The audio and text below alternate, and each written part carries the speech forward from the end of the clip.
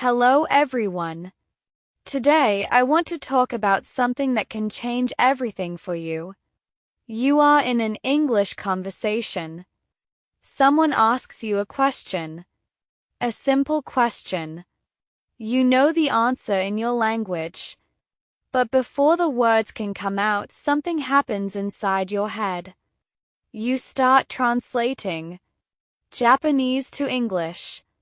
Or Korean to English. Or whatever your native language is to English. And by the time you find the right translation, the moment is already gone. You know this feeling. You have felt it many times. That frustrating gap between what you want to say and what you can actually produce. That wall between your thoughts and your English words. Here is the truth most learners do not want to hear. Translating is not learning English. Translating is learning to translate. And those are completely different things. If you keep translating every sentence in your head, your English will never feel natural. It will always feel like work. Like a puzzle you have to solve every single time. But here's the good news.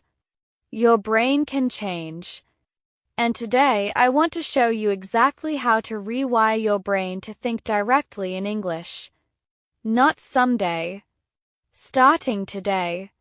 By the end of this video, you will understand why translation is blocking your fluency, how your brain actually acquires language naturally, and the daily habits that will help you start thinking in English within weeks. Stay with me until the end. Because this one shift changes everything. Part 1. Why translation is the enemy of fluency. You are sitting at your desk. You want to say something in English. So you think of the idea in your native language. Then you search for the English words. Then you check if the grammar is correct. Then you speak. By that point, 5 seconds have passed. And a natural conversation moves in 2 seconds. This is the translation trap. And almost every English learner is inside it. Not because they are bad at English, but because nobody ever taught them how to escape it. Think about how a child learns their native language. They do not translate. They hear a word, they connect it directly to a meaning, a feeling, an experience. The word dog does not mean the Japanese word Ainu. It means the actual animal. The furry thing that barks. The connection is direct. Concrete. Emotional. Real. Now let's go deeper. When you translate, you are forcing your brain to take a detour. Native language to English. 2 steps instead of 1. And every detour slows you down. Every translation adds a layer of effort that makes speaking feel exhausting. But when you train your brain to connect English words directly to meanings, to feelings, to images, something remarkable happens. The detour disappears. The gap closes. And English starts to feel less like a foreign code and more like a natural part of how you think. Now imagine 2 people. One person always translates everything before speaking. Every sentence is a small translation exercise. After 3 years of study, speaking still feels slow and uncomfortable. The other person trained their brain to think directly in English. After 1 year of the right practice, conversations start to flow. The difference is not talent. The difference is how their brain is wired. Now remember this powerful truth. Fluency is not about knowing more words. Fluency is about removing the translation step entirely. Part 2. How your brain really learns language. Here is something your English teacher probably never told you. Your brain has a natural language acquisition system. And it works very differently from how most people study. Research by linguist Stephen Krashen shows that humans acquire language in only one way: through comprehensible input, meaning through hearing and reading language that we mostly understand, with just a little bit that challenges us. Not through memorizing rules, not through translation exercises, through meaningful exposure to real language. Think about it this way. Your brain is like a pattern recognition machine. It hears English thousands of times. It notices patterns. Subject comes before verb. Questions use a different word order. Certain phrases appear together. And slowly, without any conscious effort, those patterns become automatic. Now let's go deeper. This is how children become fluent so quickly. They are not studying grammar. They are not translating. They are simply absorbing language through enormous amounts of input. Research shows that children hear approximately 10 million words of spoken language before they start school. 10 million. That is why their language feels effortless. It has been deeply absorbed. Here is a simple habit you can start today. For 10 minutes every day, listen to English without translating anything. Just listen. Let the sounds flow through your mind. Do not stop to translate. Do not look up words. Just listen and absorb. Your brain is already doing the work without you realizing it. Now remember this powerful truth. Your brain already knows how to learn language naturally. Your job is to give it the conditions it needs. And the most important condition is this: stop translating and start absorbing. Part 3. The direct connection method. Here is the most important habit shift you can make right now. Stop translating words and start connecting them directly to meaning. When you learn the English word fire, do not translate it to your native language word. Instead, see fire. Feel the heat. Hear the crackling sound. Smell the smoke. Connect the English word directly to the real experience. This direct connection is how native speakers experience words. Not as translations, as real things. This sounds simple, but it changes everything. When you see a word and immediately feel its meaning rather than translating it, your brain starts to process English at a completely different speed. The delay disappears. The gap closes. Now let's go deeper. This is why watching English movies and TV shows works so well for many learners. You hear the words while seeing the images, the emotions, the actions. The brain makes direct connections between the language and the meaning. No translation required. The visual context does the work. Here is a powerful habit. Every time you learn a new English word, do not write the translation. Instead, draw a quick picture. Write an English example sentence. Find an image online. Create a direct connection between the word and its meaning, bypassing your native language completely. Imagine two students. One writes Japanese translations next to every new word. The other draws pictures and writes example sentences. After 6 months, the second student reads and understands English faster. Not because they studied more, because they trained their brain to make direct connections. Now remember this powerful truth. Every time you bypass translation and go directly from English word to meaning, you are building the neural pathway of a fluent English speaker.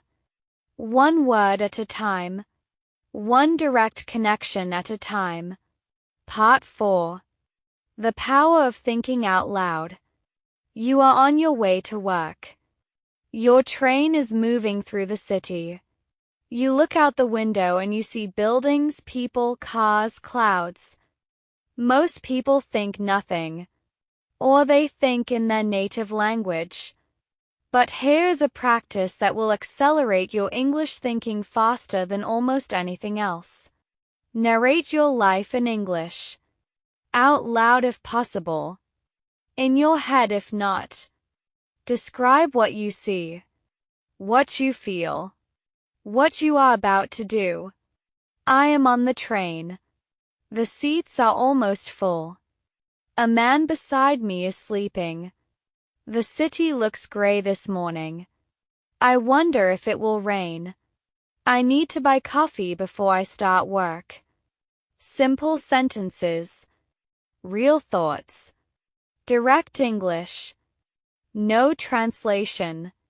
Now let's go deeper. Research on language production shows that the more you practice generating English spontaneously, the more automatic that production becomes.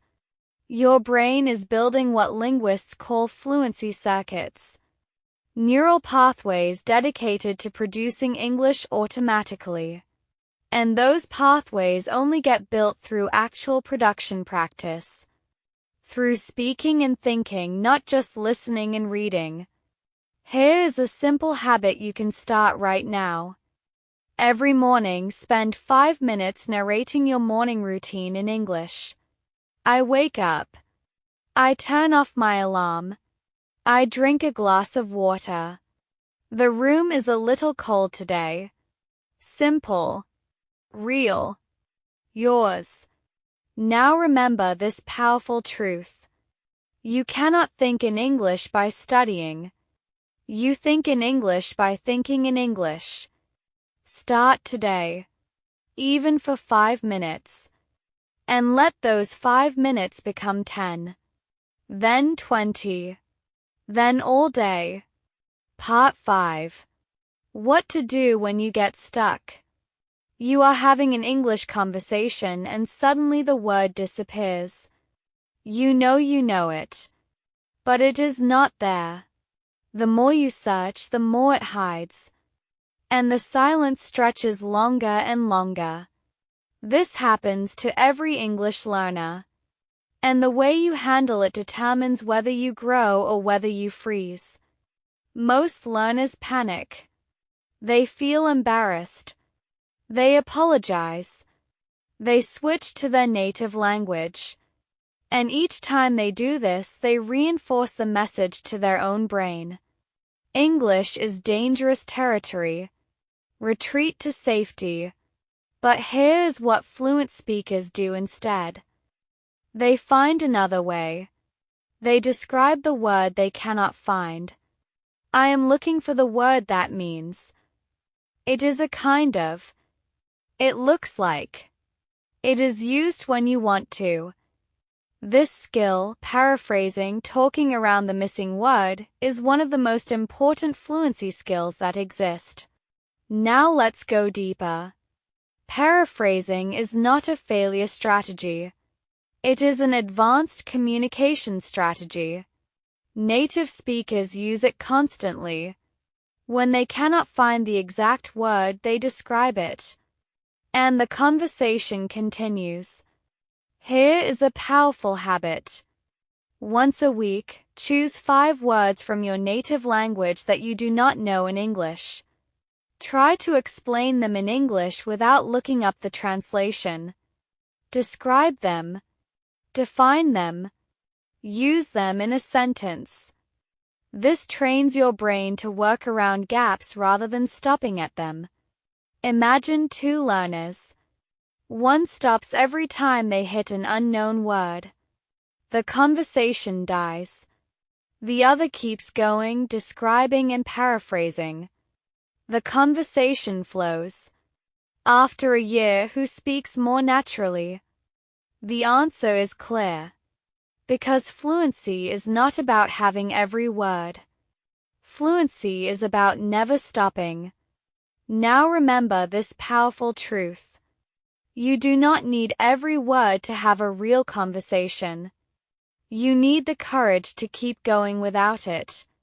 Part 6. Building your English inner voice. Here is something that happens to every serious English learner at a certain point. They start dreaming in English. They start having arguments in English inside their head. They start writing their grocery list in English. They start thinking thoughts that they have never thought before because English gave them the words for them. This is the moment when English stops being a foreign language and starts being yours. When it becomes part of your inner life, not just your outer performance. And this does not happen by accident. It happens because someone deliberately cultivated what linguists call an English inner voice. The practice of using English not just when speaking to others but when thinking to yourself. Now let's go deeper. Your inner voice is constantly running. Right now, as you listen to these words, your inner voice is processing them, commenting on them, connecting them to your own experience. That voice is usually in your native language. But with practice, it can begin to switch to English. Here is a powerful habit. Every time you have an opinion about something, express it in English first. Not out loud necessarily. Just in your mind. In English. What do I think about this? What do I feel right now? What do I want to do today? These small moments of English thinking practiced consistently build the English inner voice that is the foundation of true fluency. Now remember this powerful truth. The goal is not to speak English. The goal is to be someone who thinks in English. And that identity is built one thought at a time. Part 7. The English environment. You are surrounded by your native language. At home. In the street. On your phone. On television. In your relationships. And every hour you spend in your native language is an hour your brain is not thinking in English. This is the challenge that most learners never solve. They study English for 1 hour a day. Then they spend the other 16 waking hours in their native language. And they wonder why switching to English always feels like putting on uncomfortable shoes. Because it only happens for 1 hour a day. The solution is not to study more. The solution is to make English part of your environment. Part of your daily life. Not just your study life. Now let's go deeper. Research on language acquisition shows that immersion is the most powerful accelerator of fluency. Not because immersion is magical, but because immersion means your brain is constantly receiving and producing the language. The total hours add up faster. The patterns become more deeply ingrained. The language becomes more automatic. Here is a powerful habit. Change your phone language to English. Follow English language accounts on social media. Watch English language content in your free time. Write your shopping list in English. These small changes turn your environment into a constant low-level English immersion experience. And over weeks and months that immersion compounds. Now remember this powerful truth. Your environment is either building your English or it is not. You get to choose which one. And you can choose right now. Part 8. The identity shift. Here is the deepest truth about thinking in English. It is not just a skill. It is an identity. And identity is the most powerful driver of behavior that exists.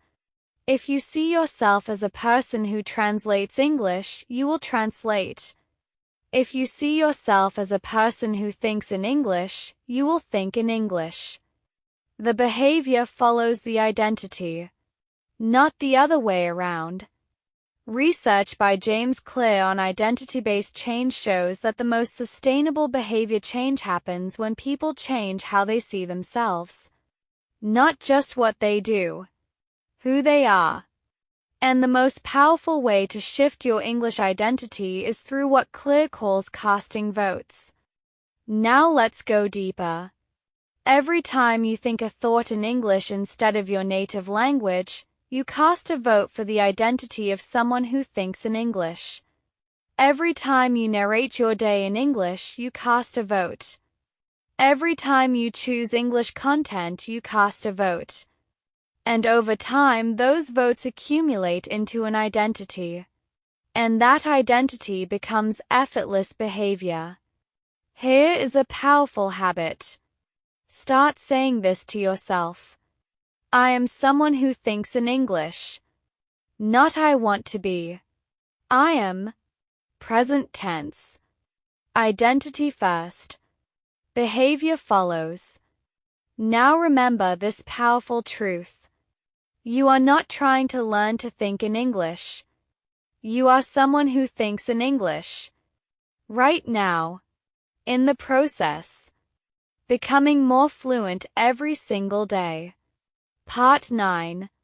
Your first week of thinking in English. Let me give you something concrete.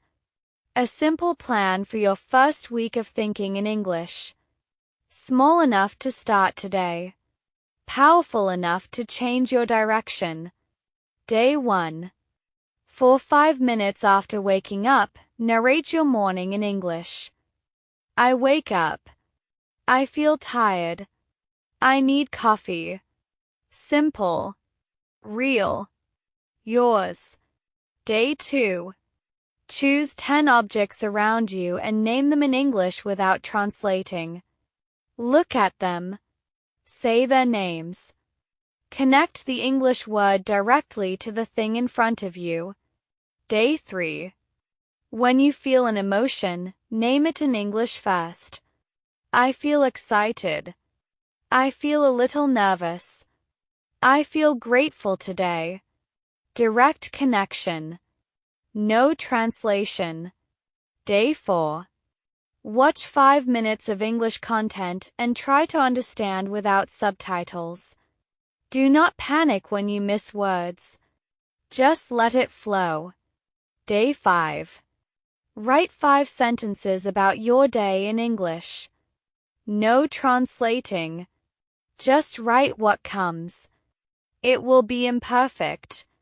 That is exactly right. Day 6. Have a short conversation with yourself in English. What did you do today? What are you thinking about? What do you want tomorrow? Day 7. Notice every time you translated today. Just notice. Do not judge. Just build awareness. After 7 days, you will feel something different. Not fluency yet, but direction. Momentum. The beginning of a new way of being in English. Part 10. You are already thinking in English. Here's something I want you to notice right now. You have been listening to English for 20 minutes. You have been understanding English. And for much of that time you were not translating. You were simply understanding. That is thinking in English. It is already happening. Right now. In this moment. You are not someone who cannot think in English. You are someone who is developing that ability. Who is growing into it. Who is practicing it right now in this conversation with these words. The fluency you want is not far away. It is the natural result of what you are already doing. Listening. Understanding. Connecting words to meaning. Building patterns. Every hour of English input, every moment of English thinking, every brave sentence spoken without translating, all of it is building toward the day when English flows. Final message. The translation habit is not a character flaw. It is a learned behavior. And learned behaviors can be unlearned. New habits can be built. New neural pathways can be created. Your brain is ready. It has always been ready. From today, every time you catch yourself about to translate, pause. Take one breath. And try to express the idea in English directly. Not perfectly. Not fluently. Just directly. One direct connection at a time. Because thinking in English is not the destination. Thinking in English is the path. And you are already walking it. Something inside you already knows how to do this. Something inside you has been doing it all along. You just need to trust it. And keep going. Now I want to hear from you. Write one English sentence in the comments. A thought you had today. In English. Direct. No translating. Just one real thought in real English. I read every comment carefully.